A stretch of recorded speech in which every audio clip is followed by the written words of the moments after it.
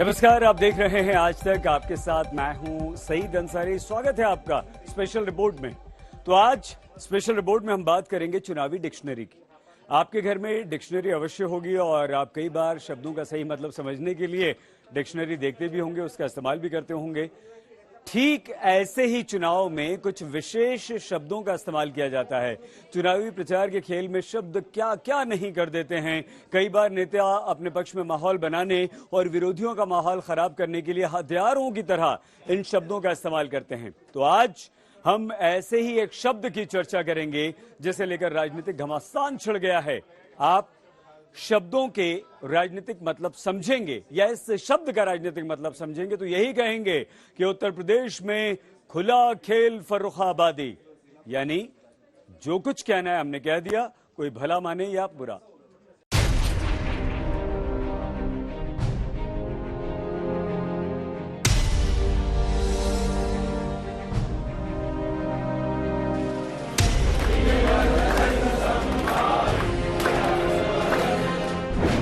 दो 2022 की जंग, अब्बाजान वाला तंज।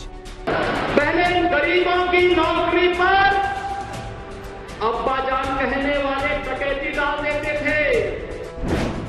योगी आदित्यनाथ बनाम अखिलेश यादव। भारतीय जनता पार्टी के मुख्यमंत्री जी को अपनी भाषा पर संतुलन रखना चाहिए। हमारा आपका मुद्दों पर झगड़ा हो सकता है, लेकिन अगर हमारे पिताजी के लिए कुछ कह रहे हो तो तैयार रहना, अपने आप के पिताजी के लिए भी मैं कुछ कह दूंगा।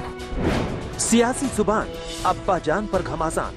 ये इस प्रकार की जो भाषा बोलकर लोगों के अंदर ये विभेद पैदा करना, ये उचित बात नहीं है। असली बात है विकास की। विकास में ये सरकार फेल हो गई है योगी जी की। 2022 चुनाव की संपूर्ण अयोध्या कथा।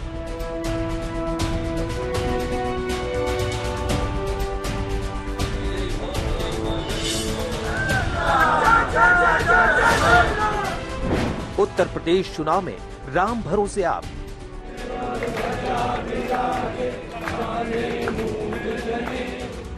प्रियंका गांधी का तैयार है चुनावी प्लान। देख तमाशा चुनावी प्रयोग का।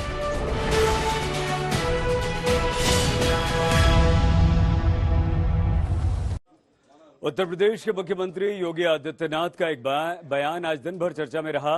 राजनीतिक गलियारे से लेकर सोशल मीडिया पर यह बयान चलता रहा। इसके पक्ष और विपक्ष में जबरदस्त बहस भी होती रही। विपक्ष का सीधा सीधा यह आरोप है कि उत्तर प्रदेश के मुख्यमंत्री योगी आदित्यनाथ चुनाव से पहले हिंदू और मुसलमान करने के लिए अब्बा जान वाला बयान दे रहे हैं। तो आखिर योगी के बयान पर राजनीतिक तूफान की ये पूरी कहानी क्या है, यहां आप समझिए। एक शब्द है अब्बाजान, वही शब्द जिस पर सियासी घमासान मचा हुआ है। उत्तर प्रदेश के सियासी दंगल में आज इसी शब्द की व्याख्या की जा रही है। पक्ष और विपक्ष में तलवारें खींची हुई हैं। इसी एक शब्द को लेकर 2022 चुनाव को धर्म के तराजू पर तोला जा रहा है। नफा और नुकसान की बातें हो रही हैं। आखिर अब्बाजान को लेकर उत्तर प्रदेश में महाभारत क्यों छिड़ गई, इसे समझिए। उत्तर प्रदेश के कुशीनगर में एक जनसभा को संबोधित करते हुए रविवार को मुख्यमंत्री योगी आदित्यनाथ ने तुष्टीकरण बनाम विकास का मतलब समझाया। सबसे पहले गौर से उसे सुनिए। अब्बाजान कहने वाले राशन हजम कर जाते थे।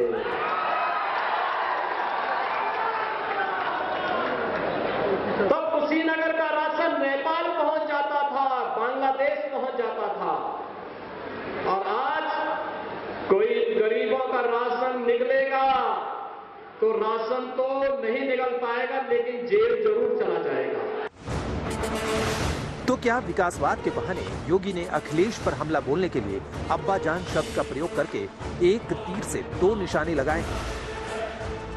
पहला निशाना समाजवादी पार्टी पर मुस्लिम तुष्टीकरण का आरोप लगाकर साधा। दूसरा निशाना तुष्टीकरण के बहाने हिंदू वोटरों को लामबंद करने के लिए साधा।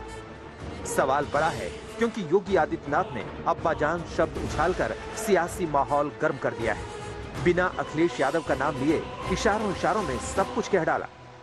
क्या राम भक्तों पर गोली चलाने वाले राम मंदिर बनाते?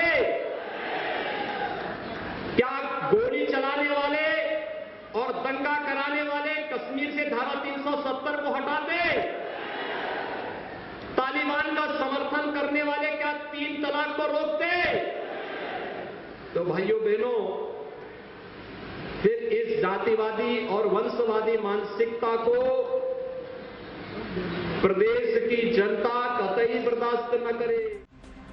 बात तो अब्बाजान से शुरू हुई, लेकिन पहुंच गई बांग्लादेश से लेकर तालिबान तक। योगी ने जो कहा उस पर सियासी तूफान खड़ा होना था, सो हो गया। योगी के शब्द भेदी बाण पर समाजवादी पार्टी ने पलटवार किया। इस तरह की निर्लजता करने वाली सरकार इससे पहले आई नहीं है, इसलिए इनकी बातों पर भटकने की जरूरत नहीं है। इन्होंने जो प्रदेश का बजट लुटवा दिया, जो प्रदेश में कोई काम नहीं किया, उसका हिसाब मांगने की जरूरत है। वो हिसाब समाजवादी पार्टी मांगेगी और जनता को उसके आधार पर इन्हें सजा देने के लिए तैयार करेगी। चुनावी दंगल में जुबानी जंग तेज हो गई। उत्तर प्रदेश में अब्बाजान वाले बयान पर बिहार आरजेडी के नेता मनोज झा ने बड़ा रिएक्शन दिया। योगी की जुबान पर अब्बाजान के पीछे का सियासी प्रयोग समझाया। इस तरह के बयान ये दर्शाते हैं कि इस व्यक्ति के पास लोगों को ऑफर करने के लिए कुछ भी पॉजिटिव नहीं है। शिक्षा पर चुप, स्वास्थ्य पर चुप, रोजगार पर चुप, और जुबान कहां खुल रही है, फूल कहां झर रहे हैं इस तरह के घटिया, अशोभनीय। वो अब्बाजान फ्री, अरे साहब फ्री कुछ नहीं होता है। मैंने सदन के अंदर कहा था ये वेलफेयर स्टेट है। खैरात और फ्री वाली जुबान बोलना बंद करिए। बात निकली तो नेशनल कॉन्फ्रेंस के नेता उमर अब्दुल्ला ने ट्वीट करके अब्बाजान वाली टूलकिट का पूरा खेल समझाया। मैंने हमेशा कहा है कि बीजेपी के पास सांप्रदायिकता और मुसलमानों के खिलाफ नफरत को छोड़कर किसी भी चुनाव को लड़ने के लिए किसी अन्य एजेंडे का कोई इरादा नहीं होता। यहाँ एक मुख्यमंत्री दावा कर रहा है कि हिंदुओं का सारा राशन मुसलमान खा गए। उत्तर प्रदेश में सियासी जमीन तलाश रहे ओवैसी भी पीछे कहाँ रहने वाले थे। योगी के अब्बाजान वाले बयान पर ट्वीट कर सवाल पूछा, अब्बा के बहाने किसके वोटों का पुष्टिकरण हो रहा है बाबा? सियासी बवाल मचा तो बीजेपी के नेताओं ने मोर्चा संभाला। अब्बाजान वाले बयान पर क्या दलील दी, सुनिए। भाषा को भी हम धर्म के साथ जोड़कर, संप्रदाय के साथ जोड़कर सांप्रदायिक ध्रुवीकरण की बात करेंगे तो विपक्ष वास्तव में इसका दुरुपयोग करके ध्रुवीकरण कराना चाहता है। उत्तर प्रदेश के चुनाव से पहले उत्तर प्रदेश में सांप्रदायिक दंगा कराना चाहती है। इसीलिए विपक्ष तरह तरह के आडंबर रच रही है और बहाना वो भारतीय जनता पार्टी एवं संघ परिवार का लेना चाहती है। अब्बा का सियासी डब्बा घूमता था पहले, अब जो है वो आज जो है वो समावेशी विकास की बात हो रही है, सर्वस्पर्शी सशक्तिकरण की बात हो रही है। सभी की आंखों में खुशी, जिंदगी में खुशहाली के लिए योगी सरकार काम कर रही है, केंद्र की मोदी जी की सरकार काम कर रही है। तो इसलिए जो है वो अब ये सरकार जो है अब्बा का डब्बा नहीं है। बीजेपी अब्बाजान वाले बयान को सही मान रही है, लेकिन एनडीए टीम के मेंबर जेडीयू की तरफ से एक बड़ी नसीहत सामने आई। ऊंचे बड़े पदों पर जो आसीन राजनेता हैं उनको भी ऐसे बयानों से परहेज करना चाहिए जिससे उनके विरोधी दल उनके बयानों को लेकर के अर्थ के अनर्थ निकालते हो या जिसको लेकर के राजनीति की धारा बदलती हो। ऐसे शब्दों पर, ऐसे वाक्यों पर हम सब लोगों को आचार संहिता के तहत काम करना चाहिए। तो क्या 2017 में कब्रिस्तान और शमशान से शुरू हुआ चुनावी प्रयोग अब 2021 में अब्बाजान और तालिबान में बदल गया है? कुशीनगर से संतोष कुमार सिंह के साथ आज तक ब्यूरो। आज उत्तर प्रदेश के मुख्यमंत्री योगी आदित्यनाथ के इस बयान की चर्चा हुई तो दूसरी तरफ आम आदमी पार्टी के अयोध्या प्लान को लेकर राजनीतिक गुणा भाग का खेल चलता रहा।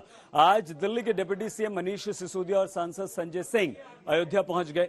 दोनों ने आज रामलला के दर्शन किए और कल चुनावी अभियान की शुरुआत भी करेंगे। तो आखिर 2022 चुनाव से पहले सभी राजनीतिक पार्टियों की अयोध्या यात्रा का मतलब क्या है?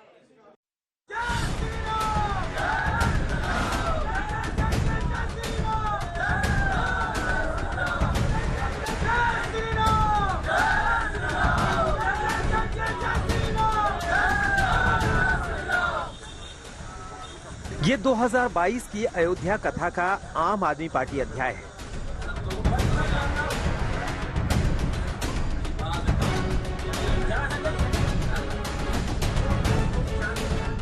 चुनावी बिगुल फूंकने से पहले मनीष सिसोदिया और संजय सिंह ने रामलला के दरबार में हाजिरी लगाई।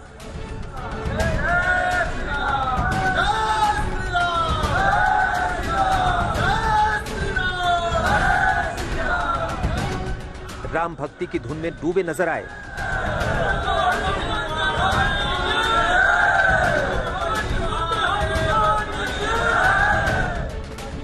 बाकायदा हनुमान चालीसा का पाठ किया और आशीर्वाद लेने के बाद बोले, भगवान राम की कृपा से केजरीवाल सरकार चला रहे हैं।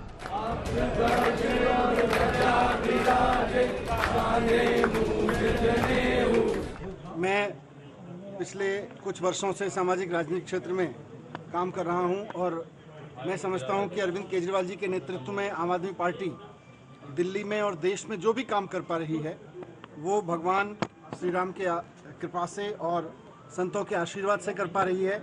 संतों का आशीर्वाद है तो हमारे विचार पवित्र रहते हैं, संतों का आशीर्वाद है तो हमारा मनोबल बढ़ा रहता है तमाम बाधाओं के बावजूद, और हमें प्रेरणा मिलती रहती है कि भगवान श्री राम ने जिस तरह से रामराज की स्थापना की, और रामराज आज भी सारी दुनिया में एक ऐसा शब्द माना जाता है, एक ऐसी भावना मानी जाती है कि उसके बाद दुनिया में कहीं भी शासन प्रशासन का उससे बढ़िया रूप दुनिया में कहीं देखने को नहीं मिला। उससे मंगलवार यानी कल आम आदमी पार्टी अयोध्या से चुनावी अभियान शुरू करेगी। राम की नगरी से ही तिरंगा संकल्प यात्रा को दिल्ली के डिप्टी सीएम मनीष सिसोदिया और संजय सिंह हरी झंडी दिखाएंगे। दिलचस्प बात यह है कि इसी अयोध्या से बीएसपी ने अपने ब्राह्मण सम्मेलन की शुरुआत की थी।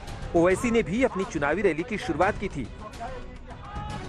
वहीं सपा राम की नगरी में प्रबुद्ध सम्मेलन कर रही है, तो आम आदमी पार्टी ने अयोध्या से सॉफ्ट हिंदुत्व कार्ड खेला है। यानी सभी पार्टियों को पता है कि 2022 में लखनऊ का रास्ता अयोध्या से होकर गुजरेगा।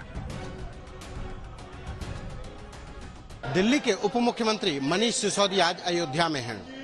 कल आम आदमी पार्टी की तिरंगा यात्रा है। उससे पहले ही मनीष सिसोदिया यूपी प्रभारी और राज्यसभा सांसद संजय सिंह के साथ अयोध्या में हैं। यहाँ पर कहा के जन्मेजय शरण जो महंत हैं, यहाँ पर उनसे मुलाकात कर रहे हैं। संतों के बीच में जाकर इस समय भंडारा चल रहा है, तो उनसे कहा जाए कि उनका आशीर्वाद ले रहे हैं। उत्तर प्रदेश अयोध्या में आम आदमी पार्टी अपने चुनावी अभियान को धार देगी, तो वहीं प्रियंका गांधी ने उत्तर प्रदेश में 2022 को लेकर अपनी रणनीति तैयार कर ली है। 25 सितंबर तक उम्मीदवारों की लिस्ट को लेकर नाम पार्टी दफ्तर तक पहुंच जाएंगे। वहीं दूसरी तरफ प्रियंका गांधी की अगुवाई में प्रदेश भर में चुनावी यात्रा भी निकाली जाएगी।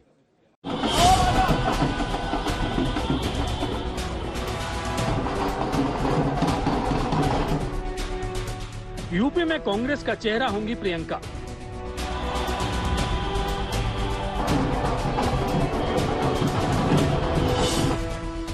कांग्रेस का प्लान उत्तर प्रदेश तैयार है।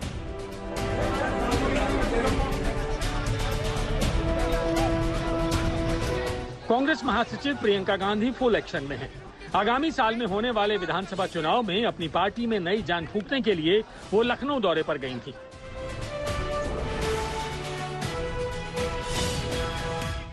प्रियंका ने आगे की रणनीति का खाका खींचा ताकि पार्टी एक एक बूथ पर मजबूत हो सके। कांग्रेस के दिग्गज नेता सलमान खुर्शीद ने प्रियंका को उत्तर प्रदेश का चेहरा बताया है। हमारा एक चेहरा है, हमारा चेहरा प्रियंका जी का चेहरा है, लेकिन ना प्रियंका जी ने स्वयं अधिकृत रूप से कोई घोषणा की है, ना ही हमको अधिकार है कि हम कोई घोषणा करें कि मुख्यमंत्री का चेहरा कौन होगा। हम लीडरशिप मानते हैं, नेतृत्व मानते हैं, और नेतृत्व का चेहरा लेकर हम आपके सामने हैं। वो प्रियंका जी, हमने आपको बताया कि आज जो हम जगह जगह भ्रमण कर रहे हैं तो उन्हीं के दिशा निर्देश पर कर रहे हैं। वो हमारे लिए चेहरा है और वो हमारे लिए काफ़ी है। वो चेहरा हमारे लिए काफ़ी है। उसके बाद उस चेहरे पर कोई लेबल लगाने की आवश्यकता हमें नहीं लगती। दूसरे को लगे तो जब प्रियंका जी से बात होगी तो उनसे अवश्य पूछ लेंगे। तो क्या उत्तर प्रदेश में कांग्रेस की तरफ से मुख्यमंत्री का चेहरा प्रियंका गांधी होंगी? प्रदेश कांग्रेस अध्यक्ष अजय कुमार लल्लू ने कहा कि प्रियंका काबिल हैं, उत्तर प्रदेश की जनता के दिल के करीब हैं। अगर आला कमान नाम पर मोहर लगाता है तो कुछ भी गलत नहीं। अजय कुमार लल्लू ने बताया, उत्तर प्रदेश जीतने का प्लान प्रियंका गांधी ने तैयार कर लिया है। उत्तर प्रदेश में चुनाव अभी दूर हैं, लेकिन बंगाल में 30 सितंबर को भवानीपुर सीट पर उपमतदान होगा। भवानीपुर सीट पर ममता बनर्जी उपचुनाव लड़ रही हैं और उनके विरुद्ध बीजेपी ने प्रियंका टिब्रेवाला को अपना उम्मीदवार बना दिया है। आज प्रियंका ने अपना नामांकन दाखिल किया।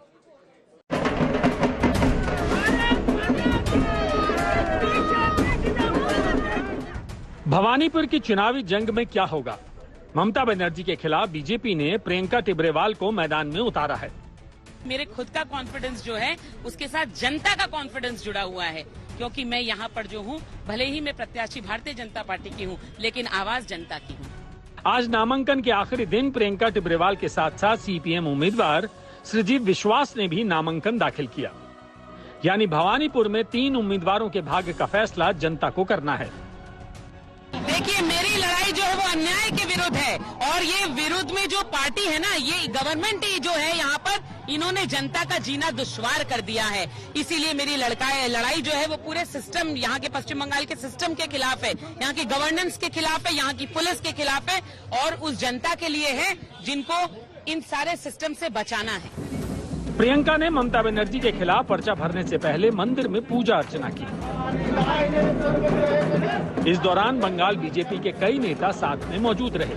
प्रियंका का कहना है कि वो ममता बनर्जी को टक्कर देने के लिए तैयार है।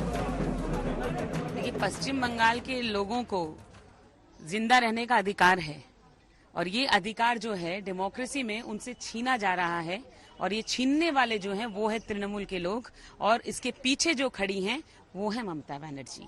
तो उसके खिलाफ मेरी लड़ाई है, और इस लड़ाई में मैं पश्चिम बंगाल की उस सताई हुई, तड़पाई हुई जनता के साथ खड़ी हूँ, उनकी आवाज बनकर। श्योरली ममता बनर्जी इसी क्षेत्र से पॉलिटिक्स का शुरुआत किया था, और बहुत सारे आंदोलन किया भवानीपुर में। उसके बाद उन्होंने जब इधर से पार्लियामेंट में भी था, बहुत बार पार्लियामेंट में जीता है, भवानीपुर उसके अंदर था, और भवानीपुर सीट से 2 बार जीत के चीफ मिनिस्टर भी बना। 30 सितंबर को भवानीपुर सीट पर उपचुनाव के लिए वोटिंग होगी, जबकि 3 अक्टूबर को काउंटिंग। मतलब ये कि भवानीपुर की जनता किसे चुनती है, 3 अक्टूबर को फैसला दुनिया के सामने आ जाएगा। शुभेंदु अधिकारी का दावा है कि नंदीग्राम की हिस्ट्री भवानीपुर में रिपीट होगी। शुभेच्छा जानाई जीवनेर पथे एगिए जाओ छोट्ट मेये बाच्चा मेये, किन्तु जे दलटाय रयेछे से दलटा भूलभाल दल, साम्प्रदायिक दल। और हाईकोर्टे जेतेनी, हाईकोर्टे একটা রায় হয়েছে ইনকোয়ারির জন্য, সত্যিকারের ইনকোয়ারি তো হয়েছিল। ममता बनर्जी नंदीग्राम में हारी, 2019 में अपने बूथ में भी हारी। मित्र इंस्टीट्यूशन में 345 वोट में भाजपा का लीड थी उस वक्त, इसलिए ये सीट भाजपा का सीट है। जनता 60-65% वोटिंग करेगी। प्रियंका, बंगाल की बेटी प्रियंका जीतेगी। भले ही बीजेपी जीत का दावा करे, लेकिन भवानीपुर सीट से 2 बार ममता बनर्जी चुनाव जीत चुकी हैं। 2021 में भी भवानीपुर सीट टीएमसी के खाते में आई। हालांकि 2021 में ममता बनर्जी ने भवानीपुर को छोड़कर नंदीग्राम से चुनाव लड़ा और हार गईं। नंदीग्राम में मिली चुनावी हार के खिलाफ ममता बनर्जी ने अदालत का दरवाजा खटखटाया है। अभी सुनवाई जारी है। बड़ी बात यह है कि ममता के खिलाफ कांग्रेस ने कोई उम्मीदवार नहीं उतारा है।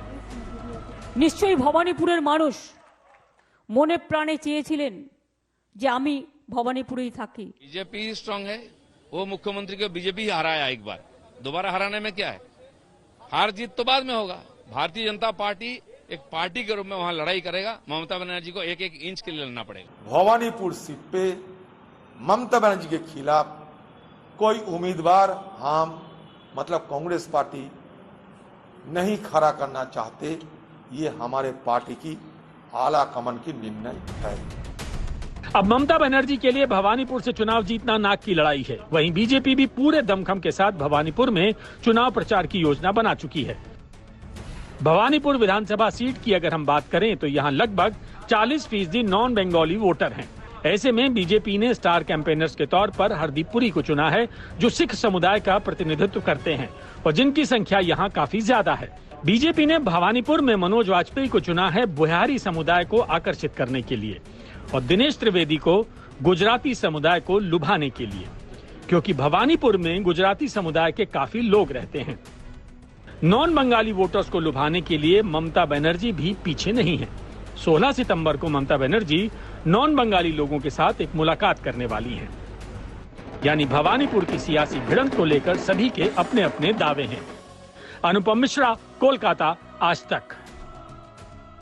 स्वागत एक बार फिर से आपका स्पेशल रिपोर्ट में। और अब हम आइए आपको दिखाते हैं सितंबर में आए बाढ़ की खबरें। तो मच गया हाहाकार। बारिश इतनी भयंकर हुई कि जिंदगी पर संकट छा गए। कारें बह रही हैं, घर बार डूब रहे हैं। गुजरात से लेकर महाराष्ट्र और राजस्थान में ऐसी बाढ़ आई है और बाढ़ का ऐसा प्रहार है कि लोगों की सांसें अटक गई। रेस्क्यू ऑपरेशन के लिए हेलीकॉप्टर्स तक उतारने पड़े।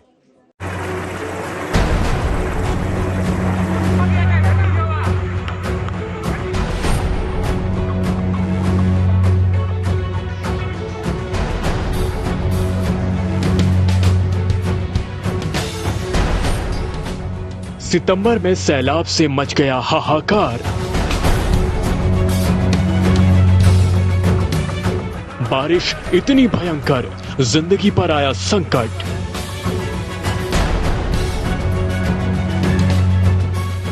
बहने लगी कार, सैलाब का सबसे घातक प्रहार।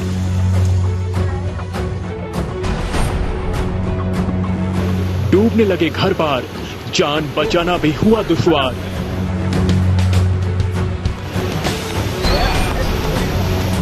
गुजरात से लेकर महाराष्ट्र तक कुदरत का कहर जोरदार।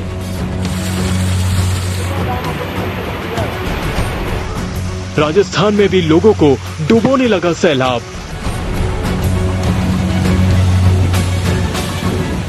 सैलाब वाली तबाही 2.0।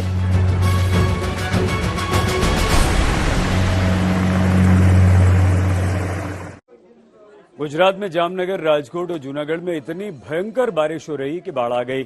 जामनगर में 35 गांवों का संपर्क कट गया। एनडीआरएफ की 6 टीमों और वायुसेना के 4 हेलीकॉप्टर्स को रेस्क्यू ऑपरेशन में लगाया गया। आज ही गुजरात के मुख्यमंत्री भूपेंद्र पटेल ने शपथ ली और आज से ही उनके लिए बाढ़ की चुनौती उनके सामने खड़ी हो गई। मुख्यमंत्री एक्शन में हैं। लोगों की हर संभव मदद के लिए आदेश लगातार दे रहे हैं। मूसलाधार बारिश के चलते स्कूल कॉलेजेस में छुट्टियां कर दी गई हैं और ऐसे में जितने जतन किए जा सकते हैं, सरकार प्रशासन सारे जतन कर रहे हैं।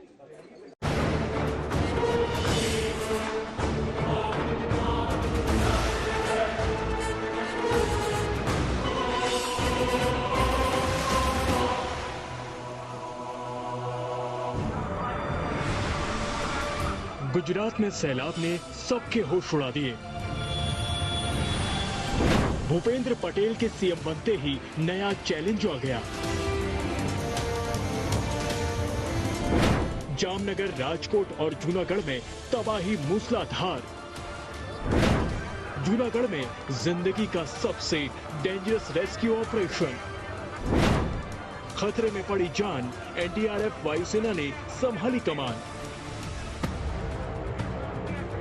ये गुजरात के जामनगर की तस्वीरें हैं। पूरे इलाके को सैलाब ने अपनी आगोश में ले रखा है। एक मकान में कुछ लोग फंसे हुए हैं और एनडीआरएफ की टीम रेस्क्यू ऑपरेशन कर रही है। आप देख सकते हैं कि कैसे एक लोहे की ग्रिल लगाई हुई है और उसके सहारे एनडीआरएफ की टीम एक एक करके घर में फंसे लोगों को निकाल रही है। ये देखिए, एक बच्चे को लाइफ जैकेट पहनाई गई है और एनडीआरएफ का जवान लोहे की ग्रिल पर धीरे धीरे खिसक कर उसे बचा रहा है। लोहे की ग्रिल के ऊपर एक रस्सी भी बांधी गई है जिसके सहारे ये रेस्क्यू ऑपरेशन किया जा रहा है। पूरे इलाके में सैलाब रफ्तार के साथ बह रहा है। गाड़ियां डूबी हैं। मकानों की पहली मंजिल तो पूरी तरह से पानी में समा गई है। अब खौफ और खतरे से भरी ये तस्वीरें भी देखिए, कैसे एनडीआरएफ की टीम का एक जवान एक बच्चे को गोद में उठाकर रस्सियों के सहारे उसका रेस्क्यू ऑपरेशन कर रहा है। यहाँ रत्ती भर भी गलती सीधे मौत से मुलाकात करा सकती है। सैलाब में अटकी सांसें तो बुलाए गए हेलीकॉप्टर। जामनगर में वायुसेना का जोखिम भरा रेस्क्यू ऑपरेशन। जामनगर में हेलीकॉप्टर से चल रहे रेस्क्यू ऑपरेशन को भी देखिए। सितंबर के महीने में बेहिसाब बरसते बादल और उसके बाद आए सैलाब ने जिंदगी को खतरे में डाला तो रेस्क्यू ऑपरेशन के लिए हेलीकॉप्टर भी बुलाए गए। आप देख सकते हैं, कुछ लोग सैलाब के बीचों बीच एक मकान की छत पर फंसे हुए हैं और उनका रेस्क्यू ऑपरेशन किया जा रहा है। आप देख सकते हैं कि कैसे एक मकान की छत से एक शख्स को हेलीकॉप्टर से ऊपर खींचा जा रहा है। रूह कांपने लगती है। पूरे इलाके में रेस्क्यू ऑपरेशन के लिए हेलीकॉप्टर मंडरा रहे हैं। हम आपको बता दें कि गुजरात के जामनगर में भयंकर बारिश और सैलाब के चलते अब तक 35 गांवों का संपर्क टूट चुका है। ज्यादा लोग अपने मकानों की छतों पर शरण लिए हुए हैं। एनडीआरएफ की 6 टीमें और एयरफोर्स के 4 हेलीकॉप्टर लोगों का रेस्क्यू करने में जुटे हुए हैं। एनडीआरएफ ने जामनगर के कालावाड़ में ही रेस्क्यू करके 31 लोगों की जान बचाई। इस रेस्क्यू ऑपरेशन को देखकर भी हैरान रह जाएंगे। सैलाब के बीच जिंदगी और मौत की जंग लाइव देखिए। अब इन तस्वीरों को भी देखिए, कैसे एक मकान की छत पर लोग फंसे हुए हैं, लेकिन यहाँ जिस तरह से एक शख्स ने एक महिला की जान बचाई वो वाकई हिम्मत और हौसला बढ़ाने वाला है। 2 मकानों के बीच एक रस्सी बंधी हुई है, बीच में एक शख्स खड़ा है। महिला एक मकान से पहले इस शख्स के कंधों पर पैर रखती है और ये शख्स हिम्मत के साथ खड़ा रहता है। फिर दूसरी छत पर खड़े कुछ लोग महिला को खींचते हैं। जामनगर के इस इलाके की तस्वीर देखिए, पूरी बस्ती सैलाब में समा चुकी है, कंधों तक पानी है और लोगों को किसी तरह से निकाला जा रहा है। जामनगर में इतना पानी है कि लोगों के होश उड़ गए हैं, मकानों की छतों तक सैलाब पहुंच रहा है। हम आपको हेलीकॉप्टर से ली गई तस्वीरें दिखा रहे हैं। सैलाब में बह गई कार, मचने लगा हाहाकार। जामनगर में जिंदगी पर सबसे बड़ा प्रहार। इस तस्वीर को भी देखिए, सैलाब का जोर कितना है कि कार भी प्लास्टिक के खिलौने की तरह बही जा रही है और बहते बहते ये कार दूर तक चली जाती है। जामनगर की ये तस्वीरें भी देखिए, कैसे ट्रक और बस डूबे हुए खड़े हैं। सैलाब ने सब कुछ अपनी आगोश में ले रखा है। ऐसा लग रहा है कि ये ट्रक और बस किसी नदी के बीच में खड़े हैं। और जामनगर में कैसे एक मस्जिद पूरी तरह से सैलाब में डूब गई, ये तस्वीर भी हैरान करने वाली है। आप देख सकते हैं, एक शख्स मस्जिद की दीवार पर खड़ा हुआ दिखाई दे रहा है, जबकि पूरी मस्जिद डूबी हुई है। जिंदगी के लिए बिजली के खंभे का सहारा। जामनगर में जिंदगी की सबसे खतरनाक जंग। ये तस्वीर भी रोंगटे खड़े कर देने वाली है। डूबते घर के अंदर से बचने के लिए कैसे लोग बिजली के खंभे के सहारे जिंदगी दांव पर लगाकर अपनी जान बचा रहे हैं। गुजरात के नए सीएम भूपेंद्र पटेल ने आज ही शपथ ली है और आज ही उनका इस चैलेंज से सामना हो गया। भूपेंद्र पटेल ने जामनगर में भारी बारिश को लेकर राज्य के चीफ सेक्रेटरी और दूसरे अधिकारियों के साथ मिलकर इंतजामों पर बैठक की है। साथ ही लोगों की जान बचाने, उन्हें हर संभव मदद पहुंचाने के निर्देश भी दिए हैं। जामनगर से गोपी घंगर के साथ आज तक ब्यूरो। आपने जामनगर की स्थिति देख ली और आइए अब हम आपको बता दें कि गुजरात के जामनगर जिले में 18 बांध हैं जो कि ओवरफ्लो हो रहे हैं। बहुत सारे गांवों पर इससे खतरा मंडराने लगा है और अब आपको राजकोट और जूनागढ़ की तस्वीरें भी दिखा देते हैं। सितंबर की इस बारिश से गुजरात जो है खौफ में है, डर गया है।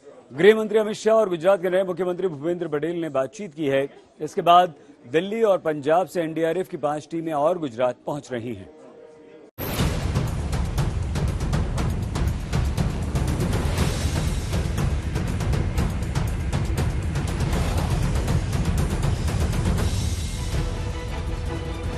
गुजरात के सौराष्ट्र के कई जिलों में पिछले 36 घंटे से मूसलाधार बारिश हो रही है, जिसके चलते कई इलाकों में भयंकर बाढ़ आ गई है।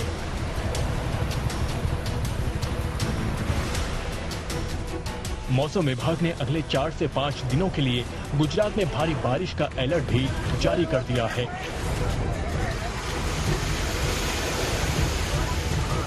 राजकोट में सैलाब ही सैलाब, मूसलाधार बारिश में अटकी सांसें। अब आपको दिखाते हैं कि कैसे बारिश और बाढ़ ने गुजरात के राजकोट में भयंकर तबाही मचाई हुई है, कैसे लोग जिंदगी को बचाने के लिए सैलाब से लड़ रहे हैं।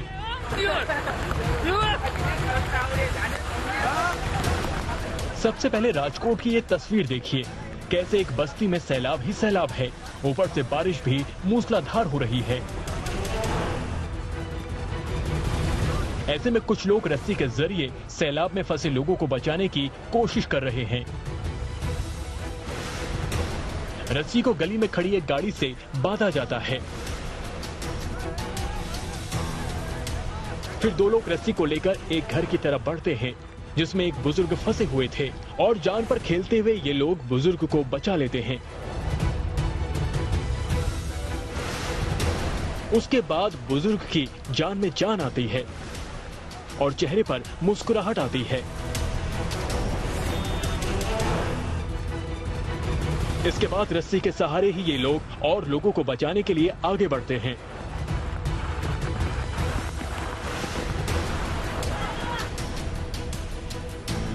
राजकोट में बस्तियां क्या, रिहायशी इलाके क्या, हाईवे और रोड पर भी सैलाब ही सैलाब है। बारिश भयंकर हो रही है।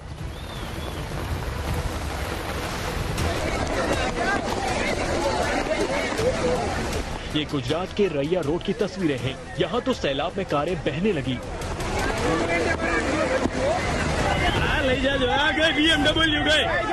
आप देख सकते हैं कि कैसे काले रंग की ये कार बही जा रही है। लोग शोर मचा रहे हैं, लेकिन किसी की ये हिम्मत नहीं हो रही कि इस कार को रोकने की कोशिश करे, क्योंकि इस कार को रोकने का मतलब है खुद की जान खतरे में डालना।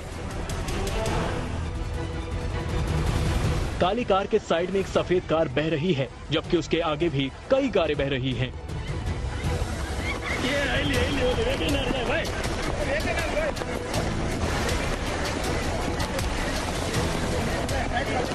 और ये देखिए कैसे एक शख्स अपनी जान बचाने के लिए एक लोहे के बोर्ड को पकड़कर खड़ा है। सैलाब सब कुछ बाहर ले जाने पर आमादा है, लेकिन इस शख्स ने कसकर बोर्ड को पकड़ कर रखा है, क्योंकि अगर ये अपनी पकड़ ढीली करता है तो पता नहीं बहकर कहां पहुंचता, क्योंकि जो सैलाब कारें बहा कर ले जा रहा है वो इंसान को तो तिनके की तरह बहा ले जाएगा। जूनागढ़ में भी बारिश बेहिसाब। सितंबर में सैलाब का ऐसा तांडव नहीं देखा। गुजरात के राजकोट के अलावा जूनागढ़ में भी भारी बारिश ने हाहाकार मचाया है।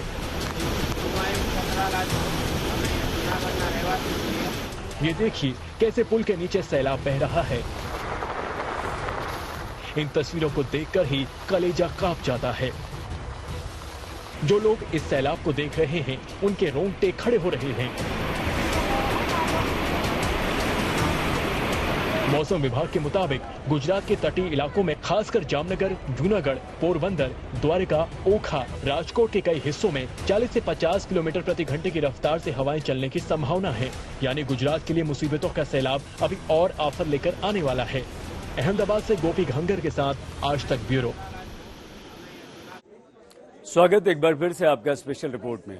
खबर दिल्ली से। दिल्ली में सितंबर में बारिश रिकॉर्ड तोड़ रही है। आज भी दिल्ली में जमकर बारिश हुई, लेकिन दिल्ली में उस समय अफरा तफरी मच गई जब बारिश के कारण एक 3 मंजिला बिल्डिंग जो है वो ध्वस्त हो गई। 2 बच्चों की मौत हो चुकी है। मलबा हटाने का काम चल रहा है। कुछ लोगों के दबे होने की आशंका है। दिल्ली के सब्जी मंडी इलाके में एक 3 मंजिला इमारत ध्वस्त हो गई और 2 बच्चों की मलबे में दबने से मौत हो गई। मृतक बच्चों की उम्र 12 साल और 7 साल बताई जा रही है।